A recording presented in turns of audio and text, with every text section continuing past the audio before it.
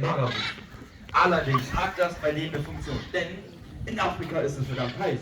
Heißt, die wollen sich einfach so ein bisschen abkühlen. Denn wenn die Kacke so schön die Beine runterläuft, kühlt das einsam und bis zum Winter hin hast du so eine schöne dicke Thermounterhose. Denn die Mädels wollen im Winter natürlich nicht frieren. Zu guter Letzt schauen wir unseren Mädels heute mal auf den Po. Heute dürfen wir das, ist eine Ausnahme.